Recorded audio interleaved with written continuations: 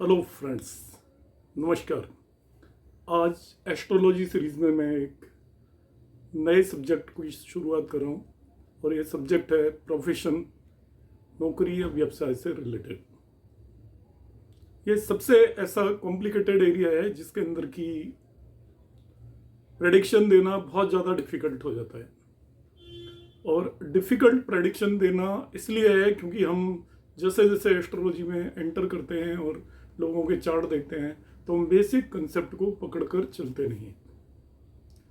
यदि हम basic concept को पकड़ के चलेंगे तो हमें प्रेडिक्शन देना बहुत ज़्यादा इजी हो जाएगा।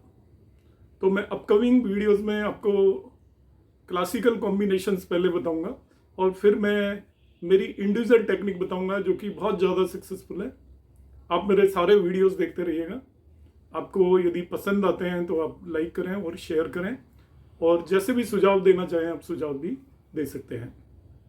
आज शुरुआत करूंगा कि कोई भी नेटिव यदि हमारे पास आता है और वो उसके बारे में हमें जानना है कि वो किसी जॉब के अंदर जाएगा या अपना खुद का काम करेगा, प्राइवेट वर्क करेगा या किसी नौकरी करेगा, सरकारी या प्राइवेट, अपना बिजनेस करेगा, तो हम किसी भी चार्ट से उसकी कुंडली को यूज करके सारी चीजें किस तरीके से कंफर्टेबली देख पाएंगे और उसको सलाह दे पाएंगे।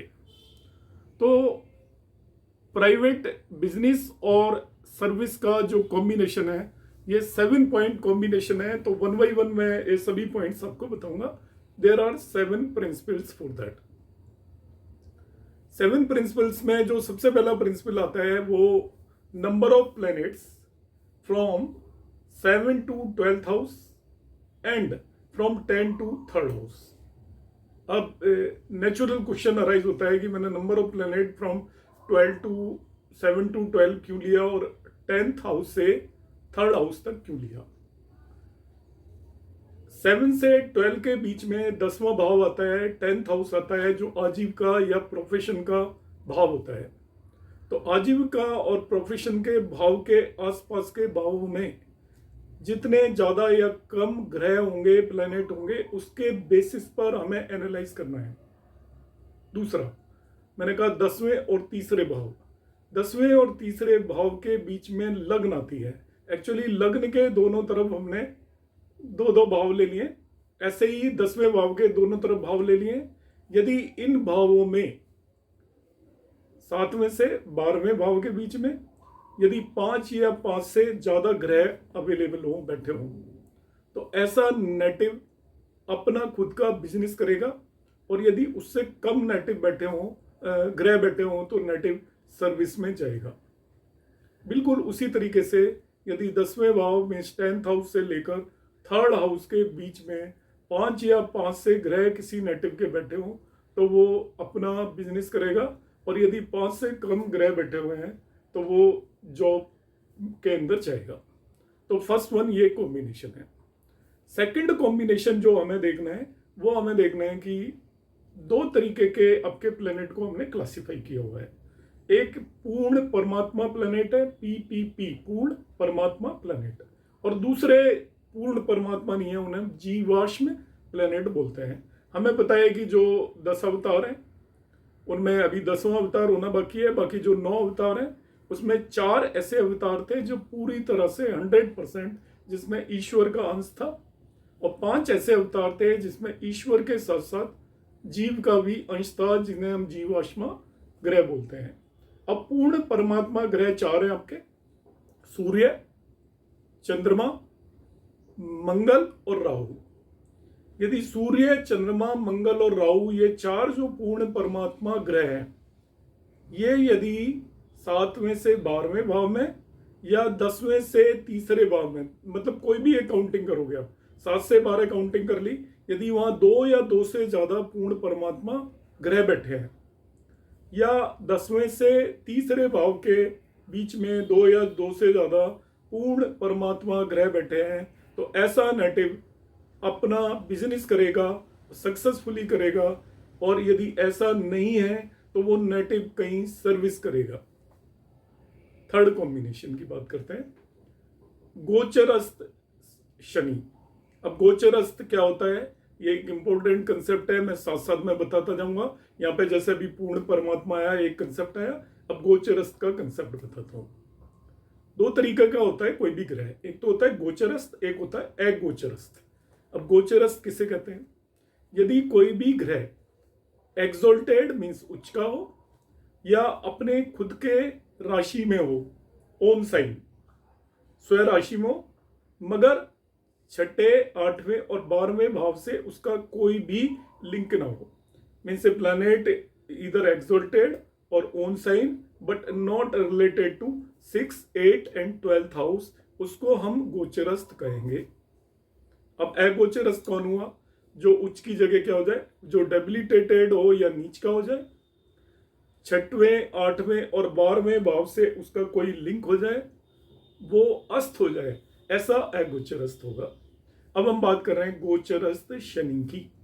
यदि गोचरस्थ शनि है, वो सूर्य मीन्स सन, चंद्रमा मीन्स मून से या 10th हाउस और 10th लॉर्ड से किसी भी तरीके का कनेक्शन बनाता हो, पीएसी, प्लेसमेंट, एस्पेक्ट और कंजंक्शन, कोई भी कनेक्शन बनाता हो। फिर से बताता हूं, सन, मून, 10th हाउस और 10th लॉर्ड से पीएसी कनेक्शन यदि गोचरस्थ शनि बनाता है तो ऐसा नेटिव सक्सेसफुल बिजनेसमैन होगा। नहीं बनाता है, वो गोचरस्थ नहीं है, नहीं बनाता है, तो हम कोई ऐसी प्रेडिक्शन नहीं दे सकते। और गोचरस्थ नहीं है तो वो सर्विस ही करेगा। मगर कई बार क्या सिचुएशन आती है कि D1 मतलब बर्थ चार्ट में शनि गोचरस्थ नहीं है, अगोचरस्थ है, मगर वो डिविजनल चार्ट D9 और D10 में गोचरस्थ हो जाता है। तो ऐसे केस में क्या प्रेडिक्शन देनी है कि ऐसा नेटिव इनिशियल स्टेज पर सर्विस करेगा, मगर बाद की स्टेज में, लेटर स्टेज में वो जाकर जॉब करेगा। अब हम फोर्थ प्रिंसिपल की बात करते हैं। सर्विस से रिलेटेड हमें पता है कि जैसे प्रोफेशन हम 10th हाउस से देखते हैं, तो सर्विस हम 6th हाउस से भी देखते हैं। अब हमें नेटिव का 6th हाउस और 6th लॉर्ड की स्ट्रेंथ को देखना है और लग्न लॉर्ड की स्ट्रेंथ को देखना है।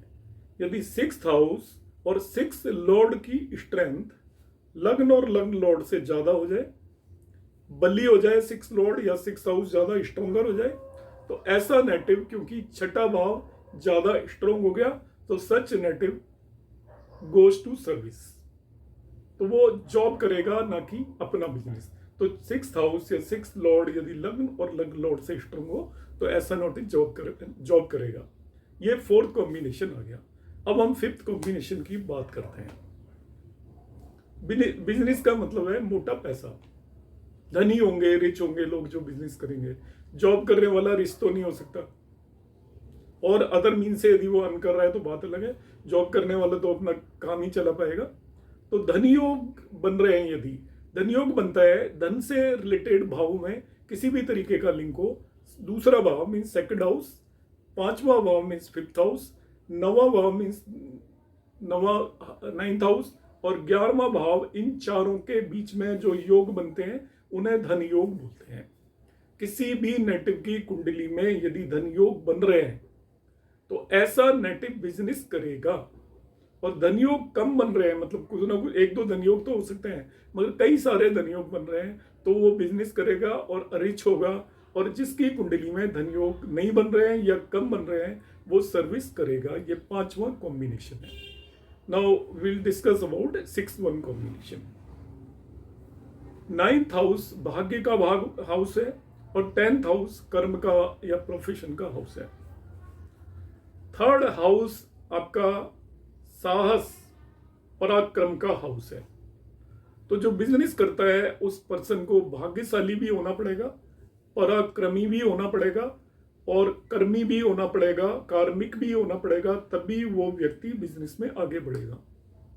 जॉब करने वाला पराक्रमी नहीं है तो भी चल जाएगा, जॉब करने वाले का भाग्य अच्छा नहीं है तभी भी चल जाएगा, वो बहुत ज्यादा कर्म नहीं कर पा रहा है तभी भी चल जाएगा, उसको छोटा जॉब मिल जाएगा, आगे प्रोग्रेस नहीं होगी। मगर यदि बिजनेस में पढ़ना है तो इन्वॉल्वमेंट होता है 3rd house, 3rd Lord, 9th house और 10th हाउस।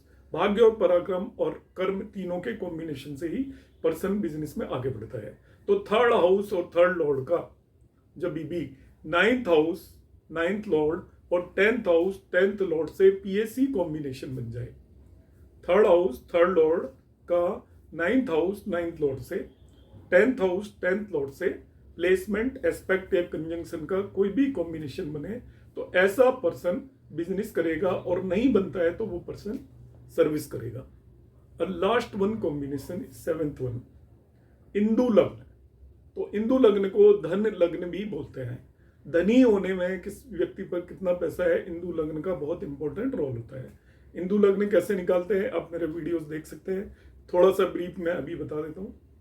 सभी ग्रहों को कुछ कलाएं या पॉइंट्स मिले हैं, तो वो ग्रहों का कॉम्बिनेशन है। जो पॉइंट मिले हैं, सूर्य को 30, चंद्रमा को 16, मंगल को 6, इसके बाद मरकरी या बुध को 8, जुपिटर को 10, वीनस या शुक्र को 12 और शनि को 1 अंक या कलाएं मिली हुई हैं। अब हमें क्या करना है, लग्न से 9th लॉर्ड ले लेना है, लॉर्ड लेना है लग्न से 9th लॉर्ड। ऐसे ही चंद्रमा मीन्स मून से भी 9th लॉर्ड ले लेंगे। दोनों के पॉइंट्स जो अभी मैंने बताए उन्हें ऐड कर लेंगे। सपोज 9th लॉर्ड एक केस में सूर्य हो गया, एक केस में सपोज शुक्र हो गया, तो सूर्य के जो पॉइंट है वो है 30 और शुक्र के पॉइंट है 12। दोनों को ऐड कर लीजिए। 9th लॉर्ड फ्रॉम लग्न, 9th Lord from moon, add both. अब जैसे ये 42 आए तो 12 से भाग दे दें, जो रिमाइंडर बचता है तो 42 को 12 से भाग देंगे तो 6 रिमाइंडर बचेगा। तो 6 मतलब 6 मीन्स वर्गो या कन्या राशि उसकी इंदु लग्न हो गई। तो बिजनेस या सर्विस देखने के लिए इंदु लग्न देखना भी जरूरी है। इंदु लग्न हमने निकाल ली, अब आगे क्या देखना है इंदु लग्न में।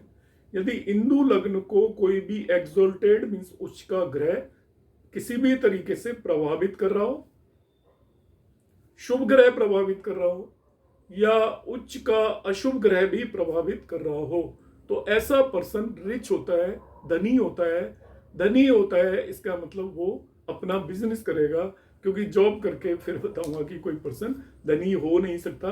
सो दीज आर 7 कॉम्बिनेशंस जिससे हम डिसाइड करेंगे कि कोई भी पर्सन जॉब करेगा या अपना प्राइवेट बिजनेस करेगा।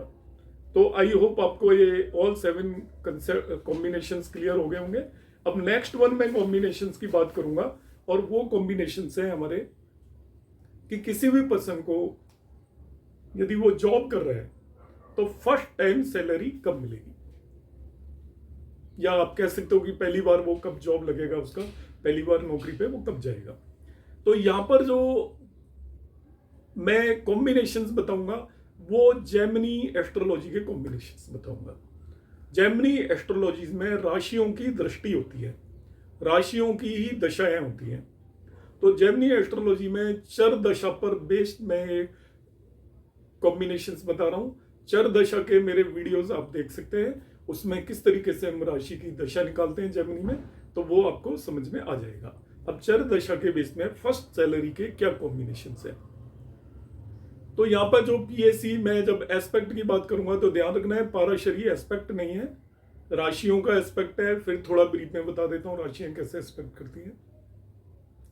जो चर राशियां 1, 4, 7, 10 वो स्थिर राशियां 2, 5, 8, 11 को एस्पेक्ट करती हैं, मगर पास वाली मतलब 1, 2 को एस्पेक्ट नहीं करेगी।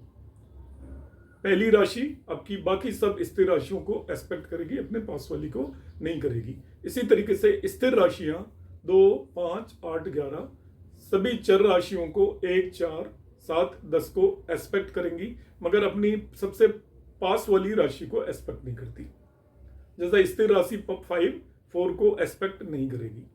फिर आती हैं आपकी द्विस्वभाव राशियां जिन्हें डुअल साइन बोलते हैं, वो सब एक दूसरे को एस्पेक्ट करते हैं। 3, 6, 9, 12 3, 6, 9, 12 तीनों को एस्पेक्ट करेगी।